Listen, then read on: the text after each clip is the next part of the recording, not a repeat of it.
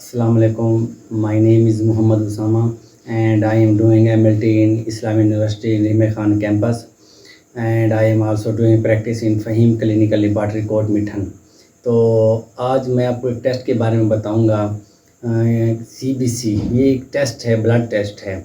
मतलब मैं आपको एक बात बता दूं, जैसा कि एक पेशेंट है, वो डॉक्टर के पास जाता है, डॉक्टर को अपनी हिस्ट्री बताता है, जैसा कि मुझे बुखार है, नज़ला है, ज़ुकाम है, मुझे एलर्जी है, और या फिर मुझे इन्फेक्शन वगैरह है, या जब मैं मतलब यूरिन करता हूँ तो मुझे जलन फ़ील होती है, या जब मैं चलता हूँ तो मतलब मुझे थकावट ज़्यादा फ़ील होती है, या सांस फूल जाती है, जल्द जर्द रंग की हो जाती है, और भी काफ़ी और सिम्टम्स वगैरह होते हैं। तो मैं आज आपको CBC है उसके बारे में बताऊंगा कि ये क्या होती है। सबसे पहले देखते हैं इसका कंप्लीट ऑब्जर्वेशन। देखें CBC इसका ऑब्जर्वेशन है कंप्लीट ब्लड काउंटिंग, ठीक है ना। अब ये CBC टेस्ट है ना, ये डॉक्टर क्यों करवाते हैं? क्योंकि काफ़ी सारी डिजीज़ होती हैं जो मतलब CBC टेस्ट करवा के हमें मतलब पता चल जाता है कि इस टेस्ट में क्या है, इस टेस्ट में क्या इशू है, क्या है क्या नहीं, और इस टेस्ट को कब करवाना चाहिए, ये टेस्ट क्या शो करता है, और ये डॉक्टर कब रिकमेंड करता है, मैंने आपको ऑलरेडी बता दिया है। और दूसरा ये कि जब मतलब जिसमें दाग धब्बे बन जाते हैं और रेड पिंपल्स बन जाते हैं, पस्सी बन जाते हैं, या जिसमें ब्लड होता है वो बन जाते हैं, जिसे हम ब्रोजेस कहते हैं या फिर एक्कीमोसिस भी कहते हैं। तो CBC में मतलब इन चीज़ों का भी हवाला है, इन चीज़ों का भी मतलब ये शो करता है। एक रिपोर्ट आपके सामने रख रहा हूँ, आपको मैं दिखाता हूँ, और रिपोर्ट के ज़रिए भी इंशाल्लाह मैं आपको कोशिश करूँगा आपको समझा सकूँ थोड़ा सा। जी, तो हम CBC रिपोर्ट में आ चुके हैं।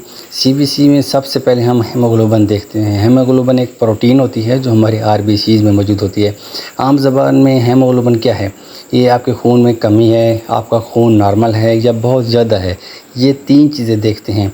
खून की कमी जिसको होगी वो एनीमिया का पेशेंट हो जाएगा, एनीमिया का शिकार हो जाएगा।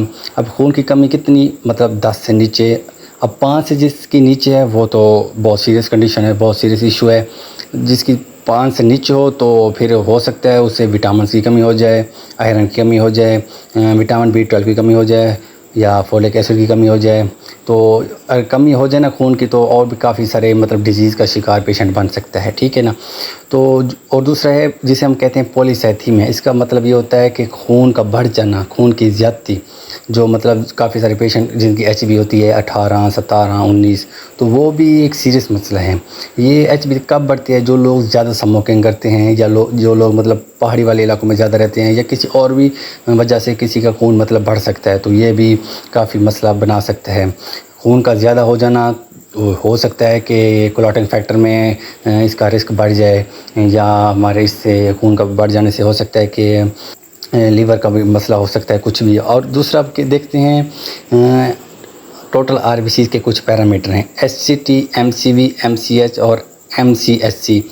ये भी हमारे RBCs के पैरामीटर हैं। इसका भी फंक्शन सेम ही होता है HP में, तो इसको डिटेल में बताने की ज़रूरत नहीं है। ये सारे बस इसके पैरामीटर हैं। जो मेन मैंने आपको बताया वो HB ही है, तो इसका जो मेन रूल था वो मैंने आपको बता दिया है। उसके बाद आ जाता है जी WBC, वाइट ब्लड सेल, ठीक है ना। ये वाइट ब्लड सेल जिसकी नॉर्मल वैल्यू होती है 4000 से 11000। अब 4000 से ये कम हो जाए तब भी मसला, 11000 से ऊपर चला जाए तब भी मसला। इन्फेक्शन हो सकता है इससे, जिसे हम ल्यूकेमिया कहते हैं, ब्लड कैंसर भी हो सकता है, और काफ़ी सारे और भी इन्फेक्शन क्रिएट कर सकती है ये डिज़ीज़ WBC।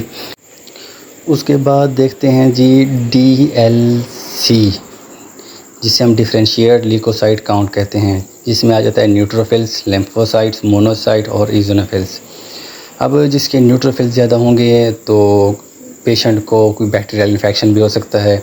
अगर किसी के लिम्फोसाइट्स बढ़ जाएँ तो ये भी मसला हो सकता है, और इज़ोनोफिल्स बढ़ जाएँ तो हो सकता है किसी को एलर्जी हो। के बाद आ जाता है प्लेटलेट्स। प्लेटलेट्स का बहुत इम्पोर्टेंट रोल है हमारी बॉडी में।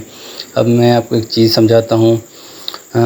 अब जिस पेशेंट को मलेरिया हो या डेंगू हो, उसके प्लेटलेट्स कम हो सकते हैं। और दूसरा ये, जब किसी को कट लगता है ना, तो दूसरे हाथ से उस जगह पर हाथ रखे जहाँ पर कट लगा हुआ हो, तो खून जो निकल रहा होता है उधर ही रुक जाता है। वो कैसे रुकता है, जैसे ही आप वहाँ से दबाएंगे तो आपकी खून की नालियों से गुजरने वाली प्लेटलेट्स जो होती हैं वो उनको रोक लेती हैं।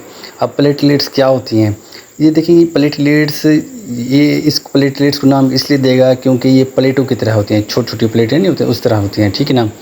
तो वहाँ आपस में एक दूसरे के साथ जुड़ के जहाँ से खून निकल रहा हो उसको प्लग कर देती हैं, उसको रोक देती हैं, जिसे हम प्राइमरी हेमोस्टेसिस कहते हैं, ठीक है। प्लेटलेट्स खून की बहाव को रोकती है, असल इसका काम यही है, आप यही समझ लीजिए, ठीक है।